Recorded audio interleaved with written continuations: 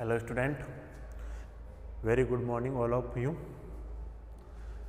Welcome to Meta online classes. देखो, हमने last class में डिस्कस किया था जो आपके पास सोर्स और सिंक होते हैं उनके बारे में, कि जो सोर्स होते हैं उनको आप कैसे डिफाइन करोगे, जो सिंक होते हैं उनको कैसे डिफाइन करोगे। ठीक है, उन्हीं से रिलेटेड हमने एक रिलेशन तो निकाल लिया था। ठीक है, वो रिलेशन किससे निकाला था? क्योंकि मैं आपके पास ने जो डेफिनेशन थी उसमें क्या बोला हुआ है कि सोर्स होता है वो एक प्रोवाइडर होता है, वो आपके पास फ्लूइड प्रोवाइड करवाता है। और वो किस प्रकार प्रोवाइड करवाता है? वो सिर्फ रेडियल फ्लो प्रोवाइड करवाता है। यानी रेडियल फ्लो प्रोवाइड करवाता है तो वहाँ कोई ट्रांसवर्स फ्लो नहीं होगा। ये चीज़ अपन ने देखी थी। ठीक है, तो देखो, तो मैं एक बार जो हमने पढ़ा था उसको थोड़ा सा क्विकली हम क्या कर लेते हैं, रिवाइज कर लेते हैं। तो देखो, हमने क्या लिखा था? It is clear that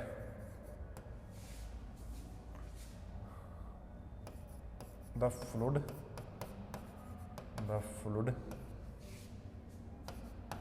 velocity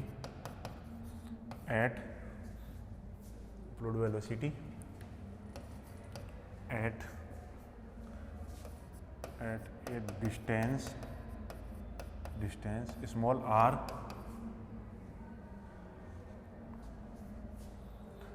it is clear that, चलो थोड़ा वैसे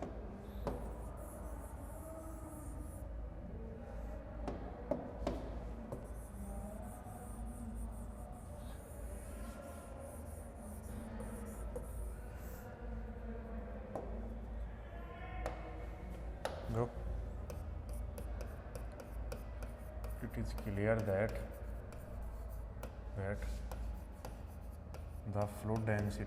the fluid velocity at distance r is zero. It is clear that the fluid velocity at a distance small r is zero. यानी आपके पास क्या है, small r distance पे जो fluid density है वो क्या है? जीरो है। ठीक है,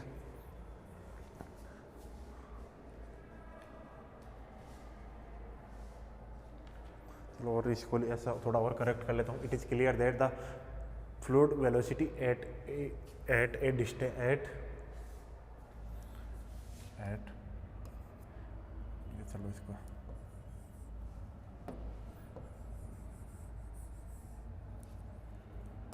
eight a distance small r from the source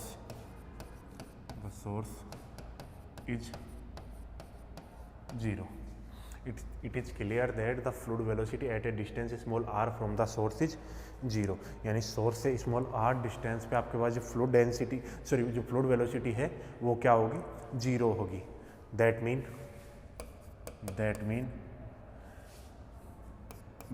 the transverse velocity of fluid is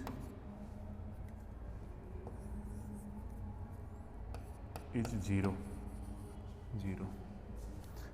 Hence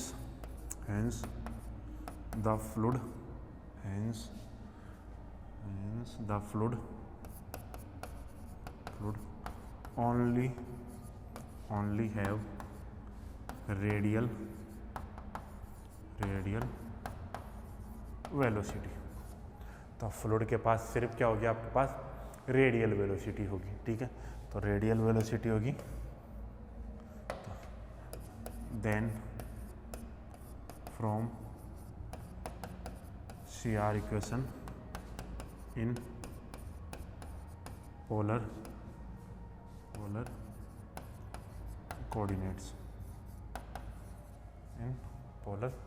coordinates तो CR इक्वेशन क्या होगी? 1/r del phi upon del theta equal, यानी जो कि वेलोसिटी पोटेंशियल है वो क्या होगा? जीरो होगा, किस सॉरी जो वेलोसिटी पोटेंशियल थीटा वो क्या होगा, इक्वल जीरो, और ये आ जाएगा del psi upon del r, और इसके साथ आता है माइनस का आर। ठीक है, यही थी आपके पास फर्स्ट वाली जो। अब देखो यहाँ से, अब यहाँ से क्या बोल सकते हो आप, देखो फाई का अगर थीटा के रेस्पेक्ट में करें तो वो भी जीरो आ रहा है, साई का आर के रेस्पेक्ट में करें तो वो भी जीरो आ रहा है। That mean phi is not a function of theta and psi is also not a function of r. ठीक है, तो फाई भी थीटा का फंक्शन नहीं है और साई भी आर का फंक्शन नहीं है। तो जो आर का फंक्शन नहीं है वो तो किसका फंक्शन होगा, थीटा का, और जो थीटा का फंक्शन नहीं, जो थीटा का फंक्शन नहीं है वो किसका फंक्शन होगा, आर का। ठीक है, तो यहाँ से देखो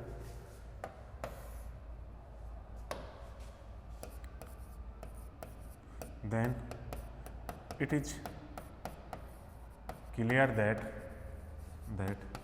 phi is independent from theta and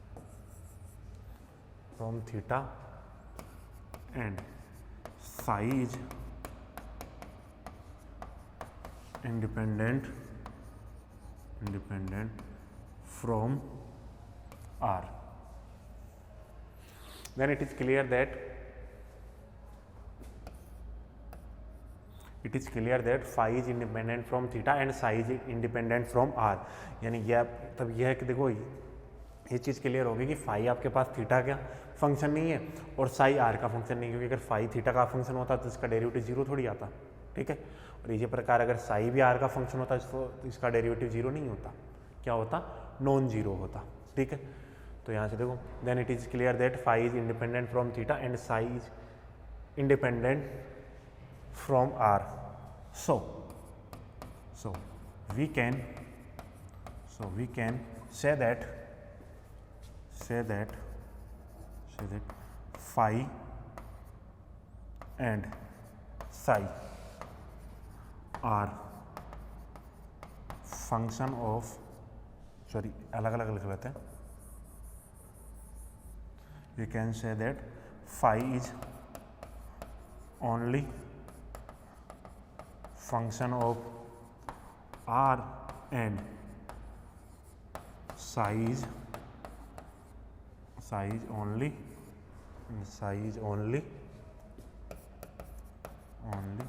function of theta.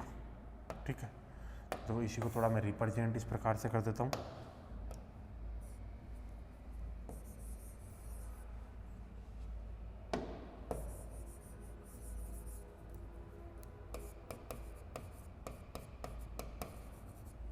तो यहाँ क्या लिख सकते हैं हम, फाई इक्वल हो जाएगा फाई ऑफ आर और साई इक्वल हो जाएगा साई ऑफ थीटा। ठीक है, ये हो गया। अब देखो हम निकालते हैं, अब मैं क्या करता हूँ, एक कोई सोर्स लेता हूँ। ठीक है, अब देखो सोर्स के करस्पॉन्डिंग डिफाइन किया हमने, हम एक सोर्स लेते हैं स्ट्रेंथ एम का। ठीक है, now we consider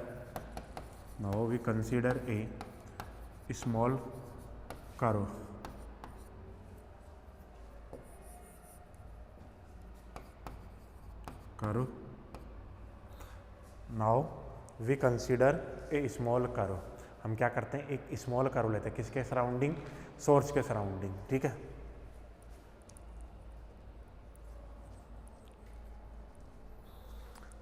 small curve या कर्व की जगह क्या लिख ले एक,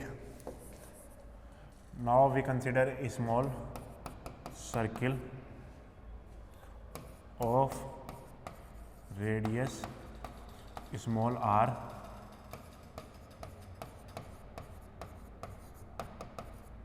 surrounding the source of strength small m। ठीक है, हम क्या कर रहे हैं, now we consider a small circle of radius small r surrounding the source of strength m। एक सोर्स के चारों ओर हम एक सर्किल कंसिडर कर रहे हैं जिसकी स्ट्रेंथ आपके पास क्या है, m है। ठीक है, तो देखो m है तो आप लिखते हैं, तो बात करते हैं उसकी लेंथ। अब देखो सर्किल में सर्किल में क्या होता है, सिर्फ लेंथ होती है बाहर वाली, फिर मैं लेंथ को कंसीडर करूँगा। तो लेंथ को कंसीडर करूँगा तो देखो इसमें क्या लिख सकता हूँ मैं, 2πr, ये हो गई इसकी लेंथ, ठीक है। और बात करते हैं उसकी वेलोसिटी की, तो वेलोसिटी क्या होगा, माइनस का del phi upon del r. यही तो आर डायरेक्शन में क्या होगी वेलोसिटी। अरे आपको पता है, इधर देखो हमने आपके पास फाई वेलोसिटी पोटेंशियल फाई है, तब यूँ कैसे निकालते हो आप, माइनस का del phi upon del x, और वी कैसे निकालते हो, माइनस का del phi upon del y. तो फिर मेरे पास वेलोसिटी पोटेंशियल फाई दिया हुआ है, तो फाई दिया हुआ तो आर डायरेक्शन में जो वेलोसिटी होगी वो क्या होगी, फाई को क्या करूँगा मैं आर के रेस्पेक्टिव पार्शियली डिफरेंशिएट करूँगा। ये देखो अगर मुझे एक्स डायरेक्शन में चाहिए तो क्या करता हूँ मैं, एक्स के रेस्पेक्ट में, वाई डायरेक्शन में चाहिए तो मुझे वाई के रेस्पेक्ट में उससे माइनस से मल्टीप्लाई करता हूँ। ये हमने प्रीवियस यूनिट के अंदर प्रीवियस लेक्चर में भी ये डिस्कस कर चुके हैं हम ये चीज़ें, ठीक है। कि यू जो होता है वो आता है del phi upon del x minus के साथ, और वी इक्वल होता है minus of del phi upon del y, ठीक है। तो यहीं से मैं ऐसा लिख सकता हूँ, और इधर आ जाएगी ये 2π इंटू एम, क्योंकि आपके पास जो सोर्स है उसकी स्ट्रेंथ कितनी है, एम है, ठीक है। तो इसको सॉल्व करेंगे तो 2π है, तो 2π कैंसिल हो जाएगा, तो यहाँ से क्या हो जाएगा, माइनस का r del phi upon del r equal बन जाएगा एम। तो क्या यहाँ से ऐसा भी लिखा जा सकता है, del phi upon del r equal minus का एम अपॉन आर, ठीक है। तो देखो यहाँ से दिस इम्प्लाई कि ये डेल फाई माइनस का m upon r del r हो जाएगा ऑन इंटीग्रेशन, तो इंटीग्रेशन करोगे तो यहाँ तो हो जाएगा फाई, हो जाएगा माइनस का एम लॉग आर प्लस एक C1 बन जाएगा, एक इंटीग्रेशन कांस्टेंट। उस C1 को मैं इधर शिफ्ट करता हूँ, देखो C1 को इधर शिफ्ट करोगे तो फाई माइनस का C1 इक्वल हो जाएगा माइनस का एम लॉग आर, और इसको फिर से मैं लिख देता हूँ फाई माइनस का एम लॉग आर, ये आपके पास फाई होगा velocity potential, where the integration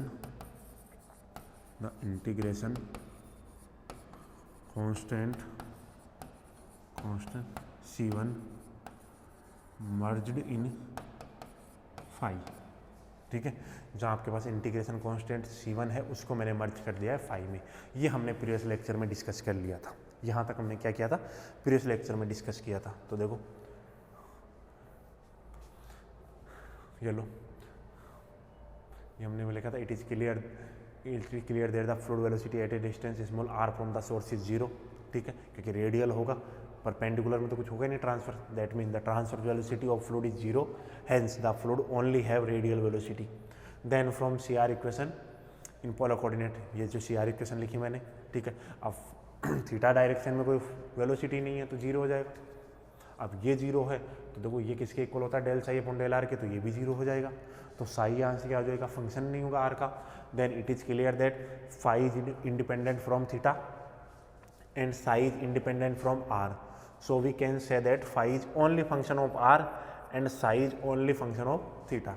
तो देखो फाई फंक्शन हो जाएगा आर का, साई फंक्शन हो जाएगा थीटा का। तो देखो now we consider a small circle of radius small r surrounding the source of strength m, यानी एक सोर्स दिया हुआ स्ट्रेंथ एम का, उसके चारों ओर हमने क्या किया, एक सर्किल कंसिडर किया है, ठीक है। तो यहाँ से 2πr इंटू माइनस का del phi upon del r equal हो गया 2πm, 2π से 2π कैंसिल, तो माइनस का r del phi upon del r equal हो जाएगा m, ठीक है।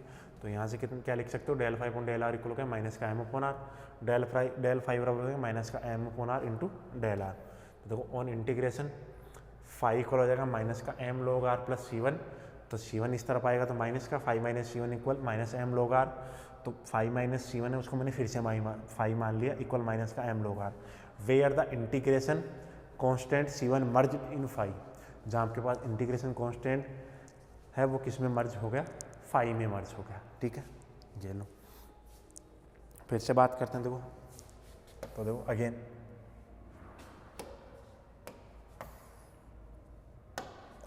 अगेन फिर से लिख सकते हैं, देखो 2 पाई आर इंटू, ठीक है, क्या ये फंक्शन होगा सिर्फ del psi upon del theta का, वो भी माइनस में, इक्वल 2 पाई एम, 2 पाई से 2 पाई कैंसिल हो जाएगा,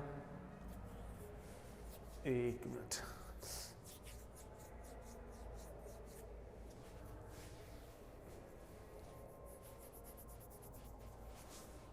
सॉरी ये इक्वेशन नहीं है अपने पास, इसकी जगह क्या है इक्वेशन, चलो इस इक्वेशन को थोड़ा सा ऐसा लिखा हुआ, ये है माइनस का 1 upon r del psi upon del theta, क्योंकि जब भी थीटा के रेस्पेक्ट में हम डिफरेंस करें तो 1 अपॉन आर आता है, ठीक है। तो क्या इस आर से ये आर कैंसिल हो जाएगा, तो क्या यहाँ से मैं ऐसा लिख सकता हूँ माइनस का del psi upon del theta equal m, तो यहाँ से ऐसा भी लिखा जा सकता है डेल साई इक्वल माइनस का एम डेल थीटा, दोनों तरफ इंटीग्रेशन करते हैं, देखो ऑन इंटीग्रेशन, तो देखो इंटीग्रेशन करोगे इधर आ जाएगा साई, इधर हो जाएगा माइनस का एम थीटा प्लस का C2 को इधर ले आओ, साई माइनस का C2 इक्वल माइनस का एम थीटा, फिर यहीं से लिख सकता हूँ मैं साई इक्वल हो गया, साई इक्वल यहाँ से लिख सकते हैं माइनस का एम थीटा, और यहाँ भी वही सेम चीज़ क्या मेंशन करेंगे, where the integration constant C2 merged in psi, हम क्या कर रहे हैं इंटीग्रेशन कांस्टेंट C2 को किस में मर्ज्ड कर रहे हैं, साई में मर्ज कर रहे हैं। तो ये आपने निकाल लिया किसी सोर्स के लिए वेलोसिटी पोटेंशियल फाई, ठीक है, और स्ट्रीम फंक्शन साई। तो वेलोसिटी पोटेंशियल है फाई, वो क्या होगा आपके पास माइनस का एम लॉग आर, ठीक है, जबकि जो स्ट्रीम फंक्शन होगा या करंट फंक्शन होगा साई को क्या होगा माइनस का एम थीटा। अब हमने प्रीवियस जो आर्टिकल थे उनमें डिफाइन किया था जो कॉम्प्लेक्स पोटेंशियल होता है वो क्या होता है, एक्सप्रेशन होता है किसका, वेलोसिटी पोटेंशियल और वेलोसिटी पोटेंशियल और स्ट्रीम फंक्शन का। तो देखो उसी के लिए अब यहीं से डिफाइन करते हैं हम। तो देखो हेडिंग है द कॉम्प्लेक्स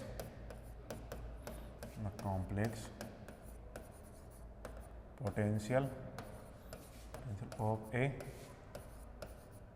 सोर्स।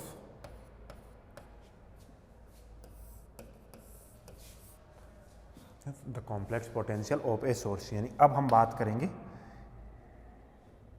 एक सोर्स के कॉम्प्लेक्स पोटेंशियल की, कि आपके पास कॉम्प्लेक्स पोटेंशियल क्या होता है। तो आपने जाना, देखो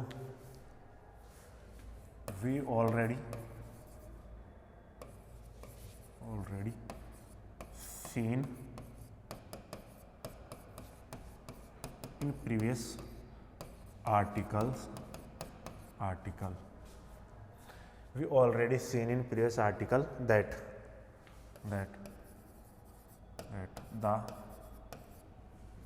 the complex potential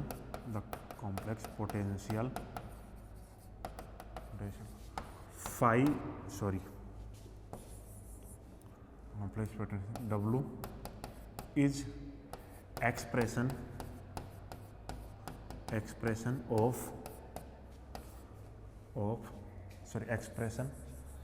W is expression in terms of phi and psi। That mean आपने क्या पढ़ा है कि W क्या होता है, phi plus iota psi। We already seen in previous article that the complex potential W is expression in terms of phi and psi, या express in term of W is expressed in terms of phi and psi। हमने previous lecture में यानी previous article में discuss किया है, हम देख चुके हैं कि जो कॉम्प्लेक्स पोटेंशियल W होता है वो क्या होता है, phi और psi के एक्सप्रेस के रूप में लिखा जाता है, ठीक है। तो उसी के रूप में मैं एक्सप्रेस कर सकता हूँ। तो W इक्वल क्या होगा, phi प्लस आयोटा psi। जबकि अब आपने इस प्रीवियस स्लाइड पे ही कैलकुलेट किया है कि फाई इक्वल क्या होता है माइनस का एम अपॉन माइनस का एम log r, और साई क्या होता है माइनस का आयोटा सॉरी माइनस का एम थीटा। तो देखो यहाँ से वैल्यू पुट कर देते हैं। तो यहाँ से क्या लिख सकते हो, W इक्वल क्या ये माइनस का एम log r है, तो क्या ये माइनस का आयोटा एम थीटा है। क्या यहाँ से m भी कॉमन आ रहा है, तो W बराबर क्या लिख सकता हूँ माइनस का m अंदर आ जाएगा log r प्लस का आयोटा थीटा। ठीक है, तो इधर देखो, अब मैंने कल भी हमने डिस्कस किया था, प्रीवियस लेक्चर में हमने डिस्कस किया था कि log z इक्वल क्या होता है। हमने प्रीवियस लेक्चर में डिस्कस किया था log z क्या होता है, log of mod of z plus iota theta, where theta क्या होता है tan inverse y upon x। ठीक है, अब इसी को मैं इस प्रकार से लिख रहा हूँ चाहूँ कि अगर z बराबर क्या हो r e की पावर आयोटा थीटा, तो आप जानते हो मोड z कितना होता है मोड r के equal, mode r into e की पावर आयोटा थीटा, और e की पावर आयोटा थीटा कितना होता है 1, तो मोड z इक्वल कितना हो जाएगा r। तो क्या यहाँ से मैं लिख सकता हूँ log r e की पावर आयोटा थीटा होगा वो क्या होगा log of r plus iota theta. क्या इसको ऐसा लिखा जा सकता है क्या, यही रिजल्ट मैं यहाँ यूज करता हूँ कि ये log r plus iota theta बन रहा है, log r plus iota theta है, तो इसको देखो क्या लिखा जा सकता है। क्या इसको लिख सकता हूँ मैं W इक्वल माइनस का m log z। यही आपके पास क्या होता है, एक सोर्स का क्या होता है कॉम्प्लेक्स पोटेंशियल होता है जब आपके पास सोर्स कहाँ रखा होना चाहिए, ओरिजिन पे रखा होना चाहिए। तो देखो which is the complex potential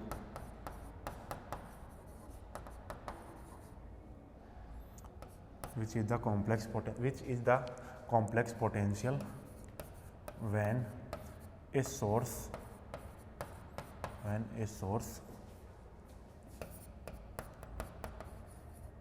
situated at origin। ठीक है, ये क्या मानना, ये हमने निकाल लिया कॉम्प्लेक्स पोटेंशियल जब आपके पास सोर्स क्या हो ओरिजिन पे सिचुएटेड हो। कहाँ रखा है आपके पास, मूल बिंदु पे रखा हो गया है। अब ऐसा भी तो हो सकता है, जरूरी नहीं है हमेशा जो आपके पास सोर्स है वो मूल बिंदु पे ही हो, मूल बिंदु के अलावा भी किसी पॉइंट पे हो सकता है। मान लेते किसी ए पॉइंट किसी दूसरे पॉइंट पे सिचुएटेड है, तब जो कॉम्प्लेक्स पोटेंशियल होगा वो कैसे निकाला जाएगा, तो उसकी बात करेंगे। ठीक है, तो देखो एक बार इसको रिपीट कर लेते हैं। The complex potential of a source, we already seen in previous article that the complex potential W is express in terms of phi and psi. क्या किया जाता है, जो कॉम्प्लेक्स पोटेंशियल है, कॉम्प्लेक्स पोटेंशियल W है, वो किस किस के रूप में एक्सप्रेस किया जाता है, फाई एंड साई के रेस्पेक्ट में टर्म में। तो दैट मीन W इक्वल हो गया फाई प्लस आयोटा साई, तो W इक्वल क्या लिख सकते हैं माइनस का m log iota m theta, और W बराबर हो गया माइनस का m log r plus iota theta. तो देखो यहाँ से अब log r plus iota theta, तो देखो मैंने बताया log z इक्वल क्या होता है log of mod of z plus iota theta, यानी आर्ग्यूमेंट ऑफ z। ऐसा तो लिख सकता हूँ मैं इसको, देखो यहाँ आर्ग्यूमेंट ऑफ z यानी z का कोणांक, तो log z बराबर log of mod of z plus iota theta लिखो या आर्ग्यूमेंट ऑफ z लिखो। तो वेट थीटा इक्वल क्या होता है tan inverse y upon x, जो आर्ग्यूमेंट होता है आपके पास। तो z इक्वल मैं मानूँ r e की पावर आयोटा थीटा, तो मोड z कितना होगा मोड r इंटू e की पावर मोड ऑफ e की power iota theta, mode of e की पावर आयोटा थीटा कितना होता है 1। ठीक है, तो मोड z इक्वल कितना हो जाएगा r, तो log r e की पावर आयोटा थीटा इक्वल क्या हो जाएगा log r plus iota theta. ठीक है, तो यहाँ से देखो ये वैल्यू हमने यहाँ रख दी कि W इक्वल क्या हो जाएगा माइनस का m log r plus iota theta, तो W बराबर क्या हो जाएगा माइनस का m log z, which is the complex potential when a source situated at origin.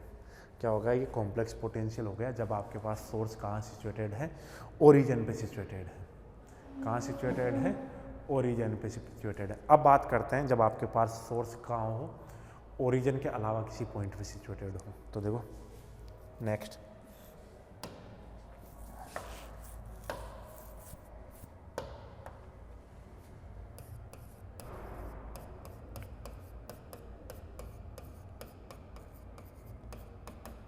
complex potential of a source, complex potential of a source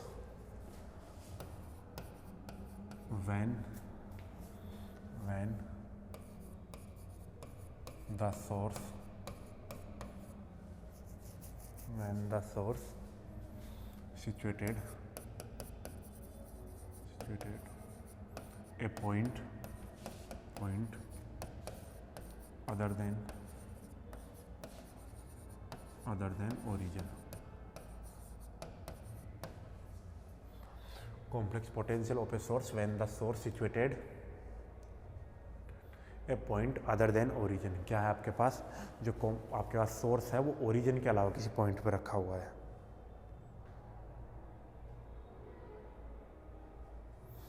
origin के अलावा, तो देखो मान लेते हैं, तो देखो ये हमें कैलकुलेट करना है।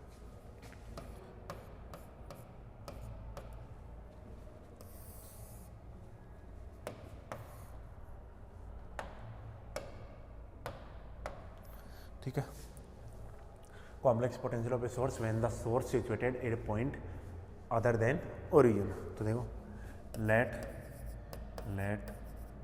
The source is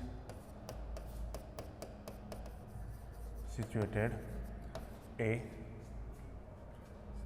point A, comma beta.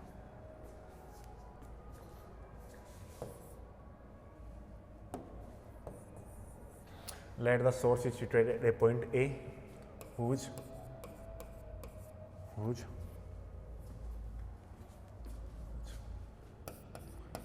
coordinate with respect to origin are alpha comma beta, कि उसके ओरिजिन के रेस्पेक्ट में जो कोऑर्डिनेट हैं वो क्या है आपके पास, अल्फा कॉमा बीटा है।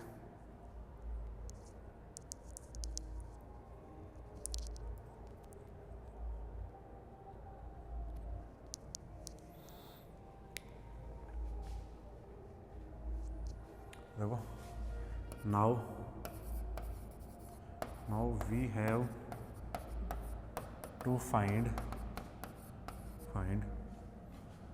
have to find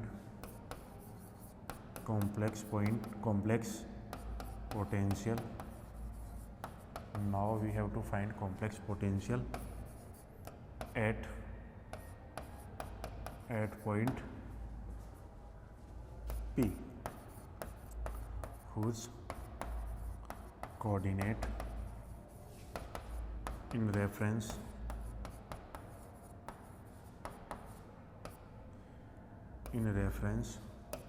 to origin is x, y.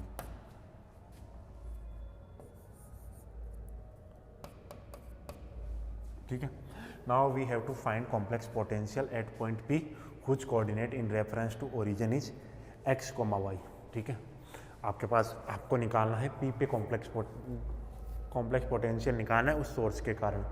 ठीक है, जिसके आपके पास कोऑर्डिनेट क्या दे रखे x, y। तो ठीक है, मैं इसका थोड़ा सा देखो आपको रफली ज्योमेट्री समझाने की कोशिश करता हूँ। तो इधर देखो,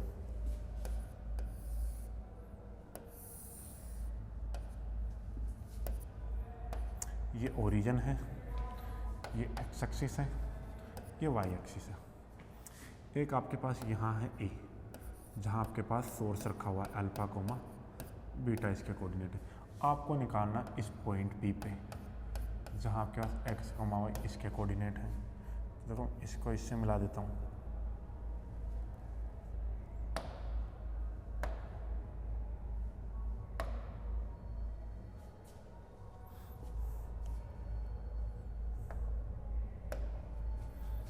और इसको इससे मिला देते हैं।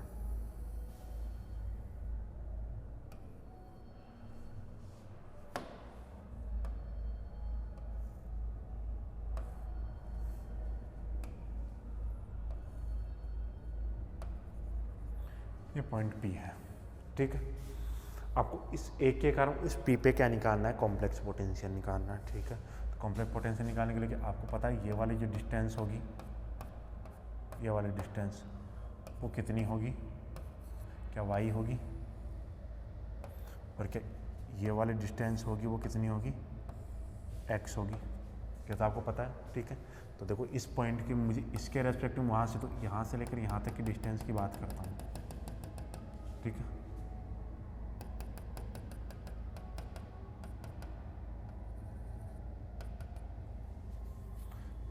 तो क्या ये वाली डिस्टेंस को मैं मान लेता हूँ ये एक्स डैश है, और ये वाली जो डिस्टेंस है यहाँ से लेकर यहाँ तक की वो वाई डैश है, ठीक है।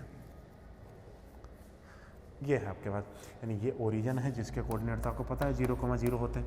इस ओरिजिन के रेस्पेक्ट में ये ए है, ठीक है। इस ए के कोऑर्डिनेट है alpha plus beta, sorry alpha comma beta, और इस पी पॉइंट जहाँ आपके पास आपको वेलोसिटी पोटेंशियल एक कॉम्प्लेक्स पोटेंशियल फाइंड करना है उसके कोऑर्डिनेट है एक्स कोमा वाई, ठीक है। तो आपको इस सोर्स के रेस्पेक्ट में इससे आप इस source due to complex potential निकालना है इस सोर्स के कारण इस पी पे, ठीक है। तो उसके लिए बात करते हैं। तो अब हमने जो फॉर्मूला पढ़ा है वो पढ़ा है सिर्फ किस पे, किसके कारण, वो पढ़ा है हमने जब आपके पास सोर्स क्या हो, ओरिजिन पे हो, ठीक है। ओरिजिन पे जब सोर्स है तो किसी पॉइंट पी पे आपके पास क्या निकालना, कॉम्प्लेक्स पोटेंशियल निकालना। लेकिन अब आपके पास क्या कर रहे हैं, अब जो सोर्स है वो ओरिजिन पे नहीं है, तो ओरिजिन पे के अलावा किसी पॉइंट ए पे है, तो अब ए पे है तो हम क्या करूँगा, मैं इस ओरिजिन को ही मैं कहाँ शिफ्ट कर दूँगा, ए पे शिफ्ट कर दूँगा, ठीक है। अगर मैं इस ओरिजिन को ही ए पे शिफ्ट कर दूँगा तो ये जो डिस्टेंस होगी, देखो ये पॉइंट यहाँ से यहाँ आएगा, ठीक है। ये पॉइंट यहाँ से यहाँ आएगा, तो ये जो डिस्टेंस वो कितनी कम हो जाएगी आपके पास।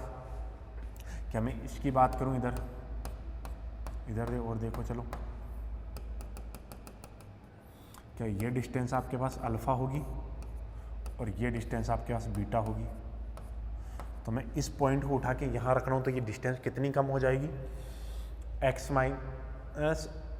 माइनस अल्फ़ा और वाई माइनस बीटा, क्योंकि टोटल वाई है उसमें से बीटा हटा दो तो ये डिस्टेंस बच जाएगी।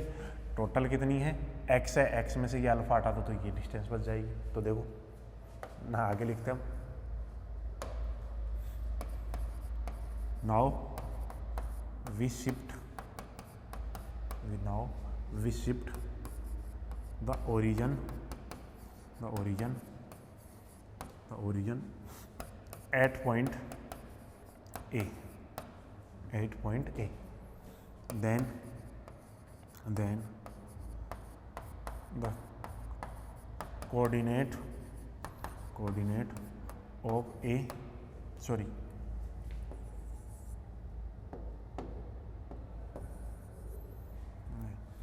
then the coordinate of P in reference of point A. Point A के रेफरेंस में आप क्या निकाल रहे हैं, कोऑर्डिनेट निकाल रहे हैं, ठीक है। Now we shift the origin at point A, then the coordinate of P in reference of point a. यानी हमने क्या किया, ओरिजिन को उठा के कहाँ रखा, ए पे रखा है, तो वो ए पे शिफ्ट किया है, तो अब ए के रेस्पेक्ट में हम पी के क्या निकालेंगे, कोऑर्डिनेट निकालेंगे। तो देखो एक चीज़ समझना, मैं एक बार फिर से समझा देता हूँ इसको। देखो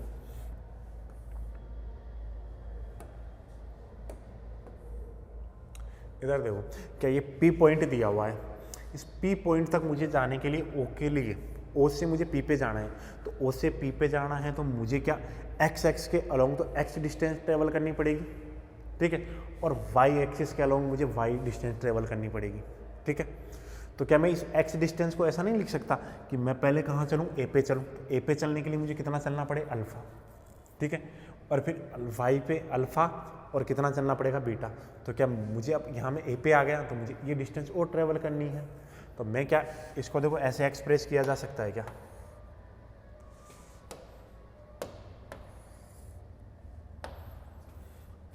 देन क्या आप x को ऐसा x डैश को ऐसा लिख सकते हो क्या, x माइनस का अल्फ़ा, ठीक है। चलो मान लेते हैं, एक मिनट, एक लाइन लिखना भूल गए।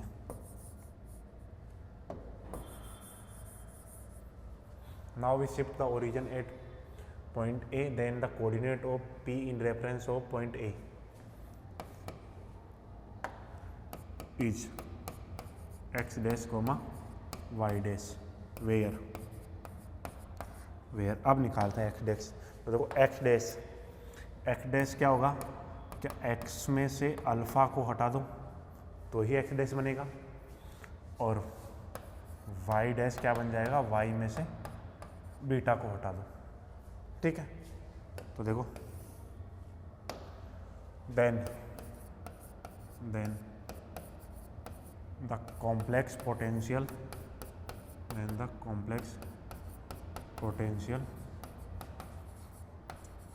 एट पॉइंट P, तो वो क्या हो जाएगा आपके पास, W इक्वल होता है log ऑफ माइनस का m upon log of z dash. z तो मैं कब लिखता हूँ, z लिखता हूँ जब वो किस पे हो, ओरिजिन पे। अब हमने a डैश पे पहुँचा है, देखो क्या मैं इसको ऐसा लिख सकता हूँ यहाँ से। अब यहीं से देखो मैं z डैश डिफाइन करना चाहूँ तो क्या x dash plus iota y dash बनेगा, तो यहाँ से क्या माइनस का m log of x dash plus iota y dash लिखा जा सकता है। तो यहाँ से w बराबर क्या माइनस का m log of x dash की जगह क्या x माइनस अल्फ़ा प्लस, ऐसा भी लिखा जा सकता है, y माइनस बीटा और उसके साथ में आयोटा। तो इसको देखो और सॉल्व कर लेते हैं, तो और सॉल्व करोगे तो क्या w बराबर बन जाएगा माइनस का m log of x plus iota y minus का अल्फ़ा माइनस आयोटा बीटा, ऐसा लिखा जा सकता है। तो w बराबर हो जाएगा माइनस का m log x plus iota y minus का अल्फ़ा प्लस आयोटा बीटा। तो इसको w बराबर ऐसा भी लिख सकते हैं, माइनस का m log z माइनस का a।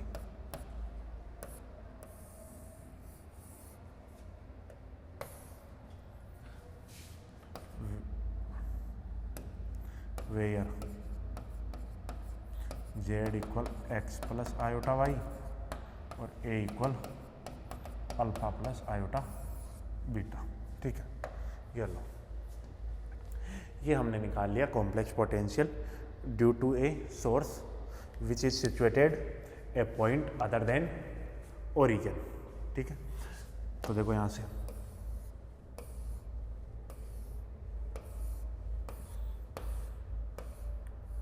complex potential of a source when the source is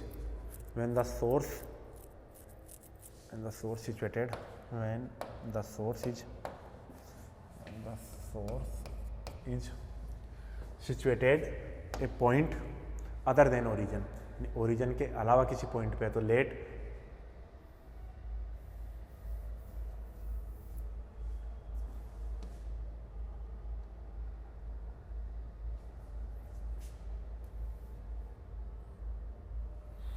the source is situated a point A whose coordinate with respect to origin is alpha comma beta. Now we have to find complex potential at a point P whose coordinate in reference to origin in x comma y. हमने माना कि आपके पास जो source है वो कहाँ है, alpha comma beta, एक पॉइंट है अल्फा कोमा बीटा A, उस पर सिचुएटेड है। तब आपको क्या फाइंड करना है, एक बिंदु P पे क्या निकालना है, कॉम्प्लेक्स पोटेंशियल, और उसके कोऑर्डिनेट क्या है, x कोमा y, किसके रेस्पेक्ट में, ओरिजिन के रेस्पेक्ट में। तो देखो ये लो, ये P हो गया, ये A हो गया, ये कोऑर्डिनेट हो गया, ठीक है। ये मैंने डायग्राम समझाया कि मान लेते हैं इस A पॉइंट जिसके अल्फा कोमा बीटा कोऑर्डिनेट है और ये P पॉइंट है। चलो इसको मैं थोड़ा सा और ऊपर शिफ्ट कर लेता हूँ, ठीक है। ये A हो गया और वो P हो गया, इसके कोऑर्डिनेट ओरिजिन के रेस्पेक्ट अल्फा कोमा बीटा, यानी ये डिस्टेंस अल्फा और ये बीटा। इसी प्रकार इसके कोऑर्डिनेट ओरिजिन के रेस्पेक्ट में x कोमा y, तो ये डिस्टेंस टोटल हो जाएगी x और ये हो जाएगी y।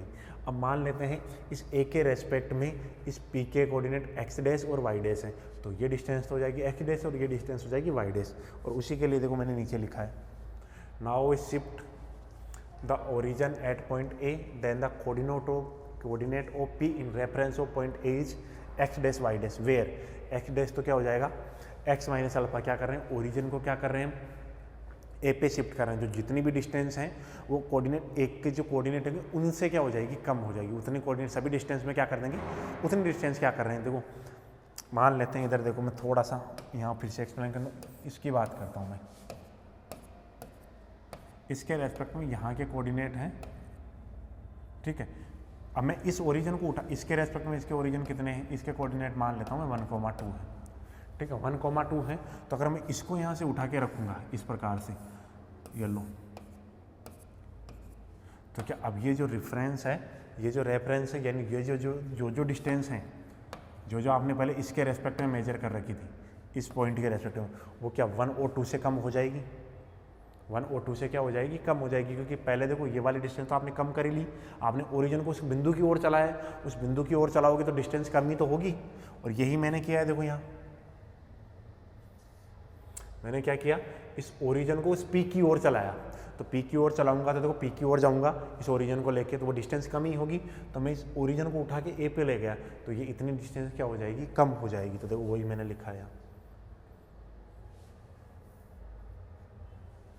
क्या लिखा है, now we shift the origin at point A, then the coordinate of P in reference of point A is X dash comma Y dash, where X dash बराबर X minus alpha, Y dash बराबर Y minus beta, और Z dash बराबर क्या, X dash plus iota Y dash.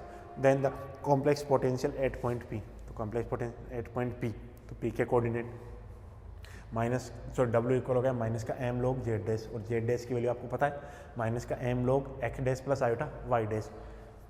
W बराबर क्या है, minus का m log x dash की वैल्यू क्या, x minus alpha, plus y dash की वैल्यू कितनी है, y minus beta into iota. अलग अलग लिख देता है, तो x plus iota minus alpha minus iota, minus common लिया, अल्फा प्लस आयोटा बन गया। तो देखो आपको पता है एक्स प्लस आयोटा वाई तो क्या होता है, जेड होता है, और अल्फा प्लस आयोटा बीटा उसको मैंने एक कॉम्प्लेक्स नंबर मान लिया ए, तो वेयर माना z equal x plus iota y, और ए क्या हो गया, अल्फा प्लस आयोटा बीटा, ये हो गया, ठीक है।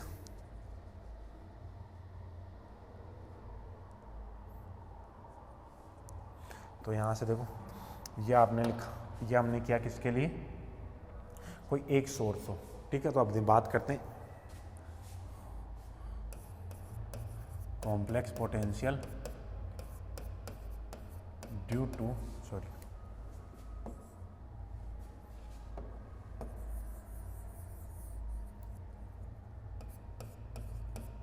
Complex potential due to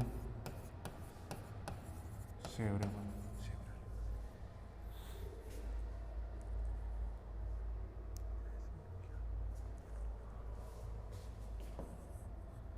due to several sources. हम निकाल रहे हैं जब आपके पास कॉम्प्लेक्स पोटेंशियल निकाल रहे हैं, जब एक से ज़्यादा क्या दिए हुए हैं, सोर्स दिए हुए हैं, ठीक है। Let the sources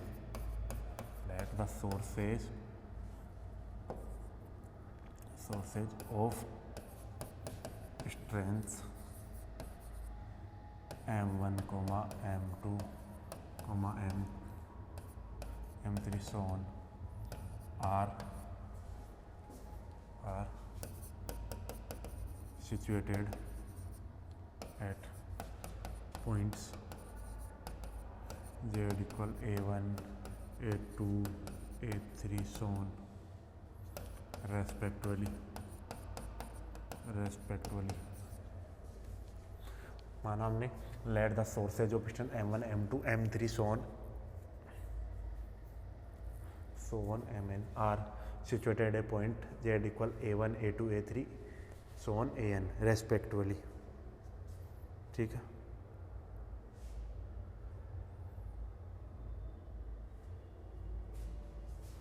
let the sources of strength m1, m2 be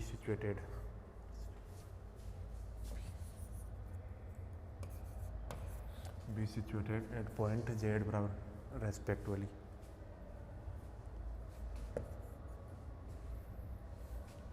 now treating each source separately we have, हम क्या करें, now treating each source separately, यानी सभी को क्या करें हम अलग अलग क्या करें ट्रीट कर रहे हैं। We have the complex potential, the complex potential, जो कॉम्प्लेक्स पोटेंशियल होगा वो क्या हो जाएगा, उसको क्या लिखोगे W इक्वल क्या लिखोगे, देखो पहले वाले के लिए मान लिया m1 log of z minus का a1 माइनस का m2 log of z minus का a2 माइनस का m3 log of z minus का a3 सोन, इस प्रकार से। ठीक है, अब इसको भी आप क्या लिख लेते हैं, तो इसको भी मैं क्या कर लेता हूँ, पॉइंट की वैल्यू पुट कर देता हूँ।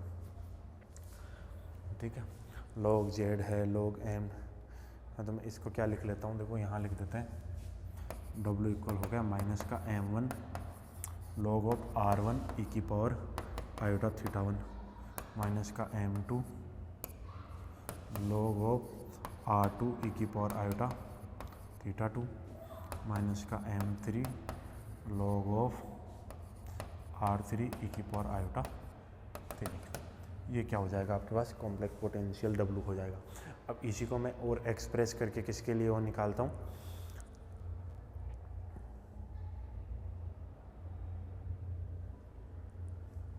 देखो यहाँ से वहाँ, और यहाँ जो मैंने ये थीटा और वो लिखा वो भी लिख देता हूँ। देखो वेयर r1 r2 r3 सोन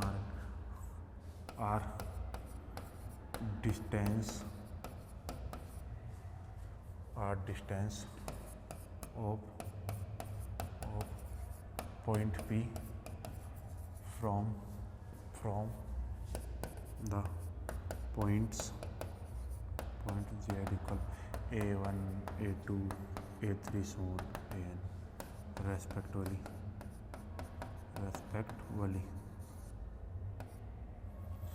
क्या, where r1 r2 r3 so on Rn r distance of point P from the point Z के पॉइंट दिए हुए, इन पॉइंट से आपके पास क्या हुई है डिस्टेंस दी है।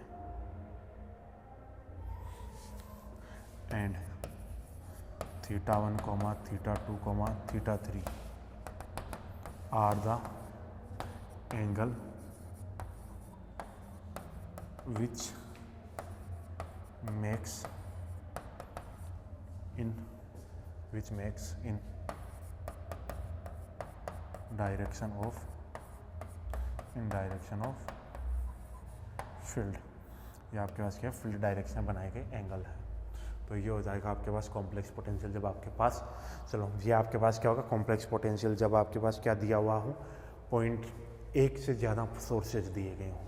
ठीक है, अब कल हम बात करेंगे डबलेट की, कि आपके पास डबलेट क्या होता है, उससे पहले हम बात करेंगे इससे रिलेटेड क्वेश्चन की। ठीक है, इससे जो भी इस पर रिलेटेड क्वेश्चन है तो नेक्स्ट जो लेक्चर होगा हम उनको डिस्कस करेंगे। ठीक है, आई होप ये आपको समझ में आया होगा। ठीक है।